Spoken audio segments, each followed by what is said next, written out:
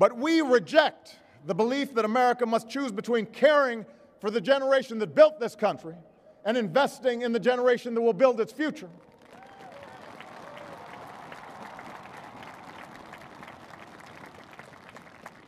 For we remember the lessons of our past, when twilight years were spent in poverty and parents of a child with a disability had nowhere to turn. We do not believe that in this country freedom is reserved for the lucky or happiness for the few. We recognize that no matter how responsibly we live our lives, any one of us, at any time, may face a job loss or a sudden illness or a home swept away in a terrible storm. The commitments we make to each other through Medicare and Medicaid and Social Security, these things do not sap our initiative, they strengthen us. They do not make us a nation of takers, they free us to take the risks that make this country great.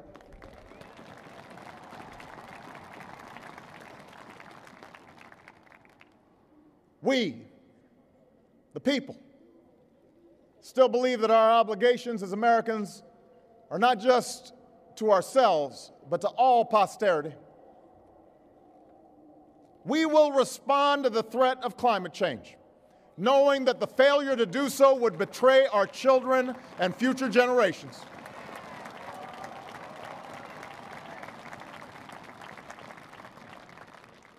Some may still deny the overwhelming judgment of science, but none can avoid the devastating impact of raging fires and crippling drought and more powerful storms. The path towards sustainable energy sources will be long and sometimes difficult. But America cannot resist this transition. We must lead it. We cannot cede to other nations the technology that will power new jobs and new industries. We must claim its promise. That's how we will maintain our economic vitality and our national treasure. Our forests and waterways, our croplands and snow-capped peaks. That is how we will preserve our planet, commanded to our care by God. That's what will lend meaning to the creed our fathers once declared. We, the people, still believe that enduring security and lasting peace do not require perpetual war.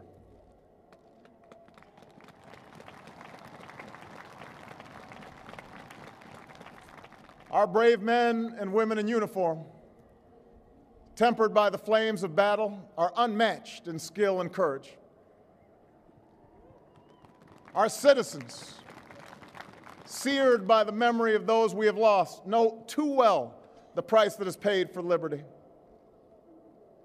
The knowledge of their sacrifice will keep us forever vigilant against those who would do us harm.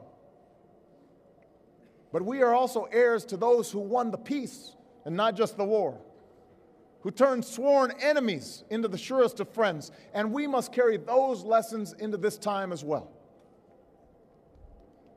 We will defend our people and uphold our values through strength of arms and rule of law.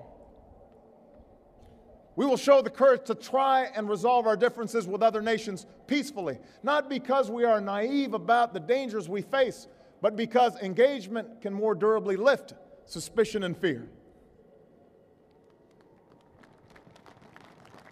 America will remain the anchor of strong alliances in every corner of the globe.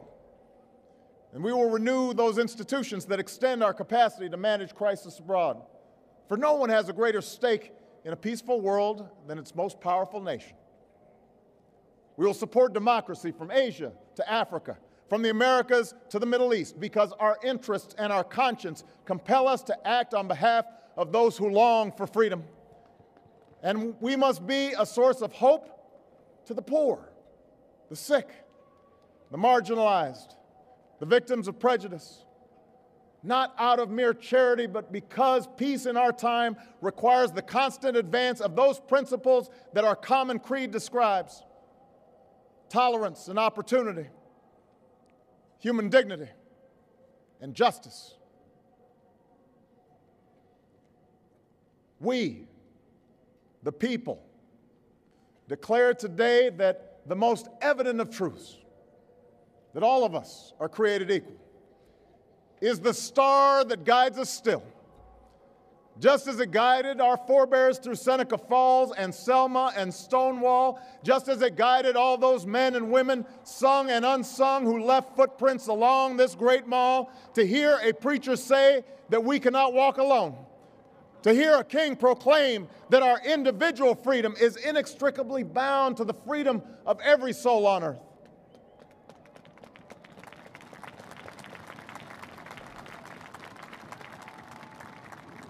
It is now our generation's task to carry on what those pioneers began. For our journey is not complete until our wives, our mothers, and daughters can earn a living equal to their efforts.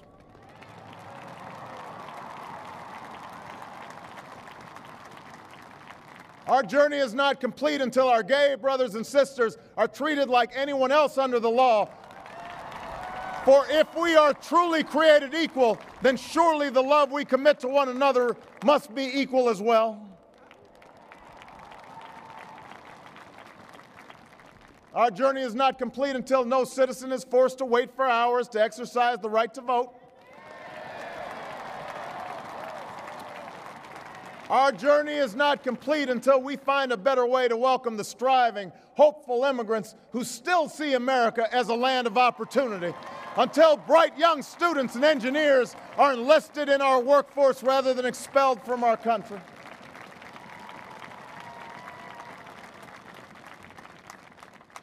Our journey is not complete until all our children, from the streets of Detroit to the hills of Appalachia to the quiet lanes of Newtown, know that they are cared for and cherished and always safe from harm. That is our generation's task, to make these words, these rights, these values of life and liberty and the pursuit of happiness real for every American. Being true to our founding documents does not require us to agree on every contour of life. It does not mean we all define liberty in exactly the same way or follow the same precise path to happiness. Progress does not compel us to settle centuries-long debates about the role of government for all time, but it does require us to act in our time.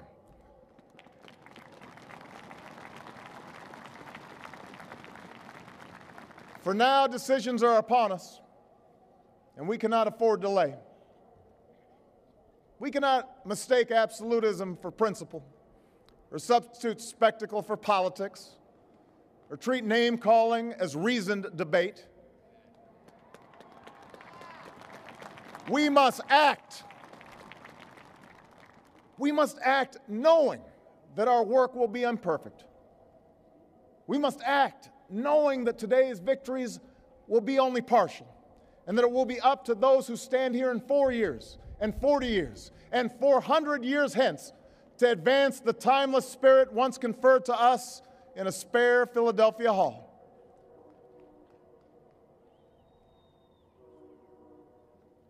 My fellow Americans, the oath I have sworn before you today, like the one recited by others who serve in this Capitol, was an oath to God and country, not party or faction. And we must faithfully execute that pledge during the duration of our service. But the words I spoke today are not so different from the oath that is taken each time a soldier signs up for duty, or an immigrant realizes her dream. My oath is not so different from the pledge we all make to the flag that waves above and that fills our hearts with pride. They are the words of citizens, and they represent our greatest hope. You and I, as citizens, have the power to set this country's course.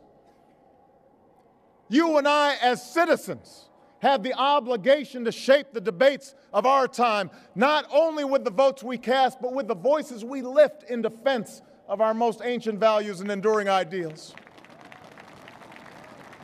Let us, each of us now, embrace with solemn duty and awesome joy what is our lasting birthright.